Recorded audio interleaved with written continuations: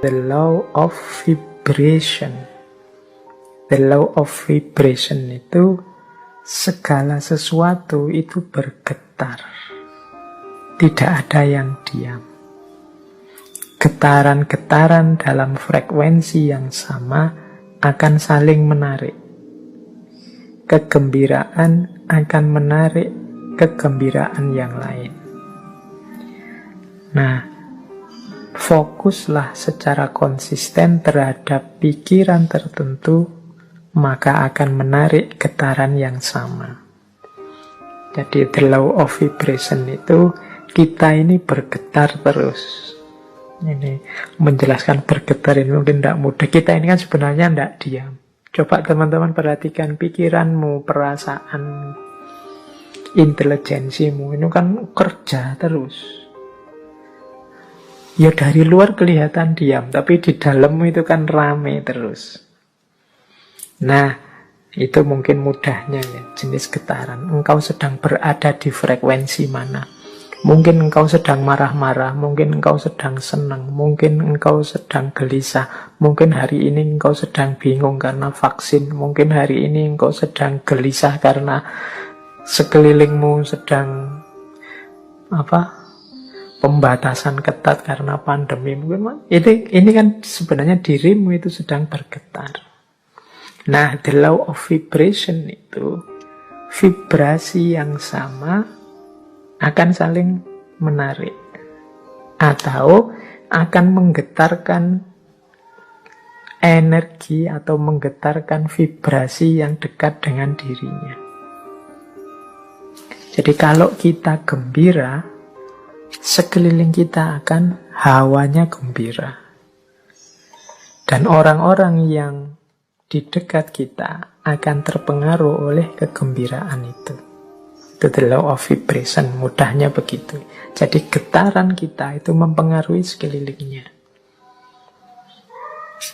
Apa yang ada dalam diri kita, kalau kita gelisah atau murung, ini menggetarkan sekelilingmu dengan kegelisahan dan kemurungan.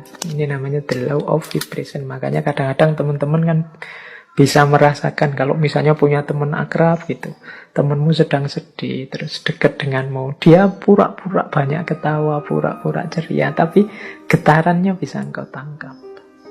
Itu the law of vibration. Jadi getaran yang ada dalam diri kita itu akan menarik frekuensi yang sama dari yang ada di sekeliling kita. Kalau teman-teman dekat dengan teman yang sedang sedih, sedang gelisah, sedang susah, sekali-sekali dia tampak nangis, itu kan kita ikut terus hanyut dalam situasi kesedihannya, ikut dalam kemurungannya. Nah, ini ilustrasi mudah. Kalau teman-teman dekat dengan teman yang sedang senangnya luar biasa, cerianya luar biasa karena tujuannya tercapai gembira, itu kita dekat dia juga ikut gembira. Jadi getaran yang ada dalam diri orang lain bisa mempengaruhi getaran yang ada dalam diri kita. Demikian pula sebaliknya. Jadi kegembiraan akan mendatangkan kegembiraan. Kesedihan juga akan mendatangkan kesedihan. Ini the law of vibration namanya. Menyikapi the law of vibration itu seperti apa? Ya menurut William Walker Atkinson adalah fokuslah pada yang baik-baik, yang indah-indah, yang nyaman-nyaman di pikiranmu. Apa yang engkau inginkan, fokuskan ke situ pikiranmu terus. Jadi getaran kesuksesan, getaran cita-cita keberhasilan, getaran cita-cita kebahagiaan itu biar menyebar kemana-mana dan menarik itu ke dalam dirimu. Yaitu, ayo mikir yang positif-positif saja. Ayo menginginkan yang baik-baik saja. Ayo mengharapkan yang nyaman-nyaman saja, yang damai-damai saja. Loh, itu nanti itulah yang akan hadir karena tertarik oleh getaran keinginan kita, getaran yang ada dalam diri kita. Itu namanya the law of vibration. Itu hukum yang pertama. Jadi carilah frekuensi yang bagus, getaran yang bagus dalam dirimu, dan hidupkan itu biar mempengaruhi sekelilingmu. Yang pertama itu cosmic law, yang kedua the law of relativity. Dalam hidup ini berlaku hukum relativitas. Relativitas mungkin tidak persis sama seperti relativitasnya Einstein. Tapi relativitas di sini adalah mudahnya begini.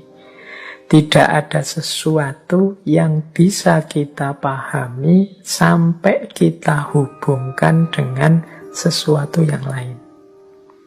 Apakah itu tentang sifat, nilai, kualitas, atau artinya sesuatu dan lain sebagainya, itu kita akan susah memahami kalau kita tidak menghubungkannya dengan yang lain. Itu namanya the law of relativity. Ilustrasi mudahnya, misalnya sampean mau menilai saya, Pak Faiz itu wajahnya seperti itu masuk kategori ganteng apa jelek? Itu kan susah kamu jawab, mungkin ya sungkan barang, gak berani ngomong. Tapi mudahnya itu, kalian ngerti saya cakep apa jelek, itu kan ketika dibandingkan, dihubungkan dengan yang lain. Mungkin dengan wajahnya orang lain, kalau dihubungkan dengan yang lebih cakep, ya saya ndak ada apa-apanya. Tapi kalau kamu cari yang lebih drop, jauh lebih jelek, mungkin saya ya masuk kategori ganteng. Itu the law of relativity. Indonesia ini negara yang nyaman, maju, atau negara yang terbelakang, mundur? Itu jawabmu mesti susah, karena parameter bisa macam-macam orang bikin. Mudahnya apa? Relatif. Relate-kan dengan sesuatu yang lain. Jadi jawabannya mestinya, ya kalau dihubungkan dengan negara ini kita masih terbelakang. Tapi kalau kita sambungkan dengan negara ini ya masih lumayan. Kita masih tergolong lebih maju. Itu namanya the law of relativity. Jadi ini hukum alam yang kedua. Nah, maksudnya apa William Walker ini menunjukkan the law of relativity? Ya, hendaknya kita ini selalu menghubungkan situasi yang kita alami dengan yang lebih buruk atau lebih kurang atau di bawah kita. Tujuannya apa? Biar kita bersyukur. Semua kegelisahan, ya mungkin tidak 100% lah, sebut saja 90% kegalauan, kegelisahan kita hari ini, itu muncul karena kita merelasikan diri dengan sesuatu yang lain, yang lebih tinggi, lebih bagus, lebih sukses, pokoknya lebih segalanya dari kita. Akhirnya kita tidak mampu untuk bersyukur. Mau bersyukur itu lebih berat karena kita melihat hidup kita ini serba kurang.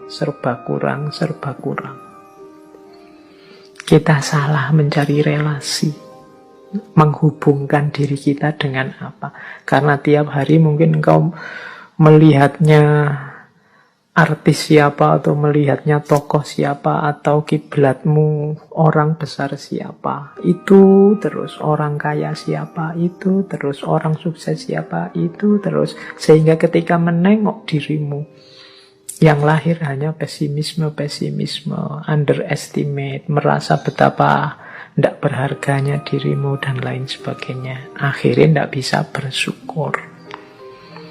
Nah, untuk bisa bersyukur, ingatlah the law of relativity tadi. Kalau engkau mau melihat yang lebih bawah darimu, masih banyak. Ada mahasiswa yang sumpek sekali karena semester akhir belum punya pacar misalnya. Dia lupa bahwa dia jadi mahasiswa itu aja sudah kelebihan yang luar biasa. benchmarknya mungkin temennya. Benchmark itu tempat dia mengukur, tempat dia merelasikan diri, itu temennya.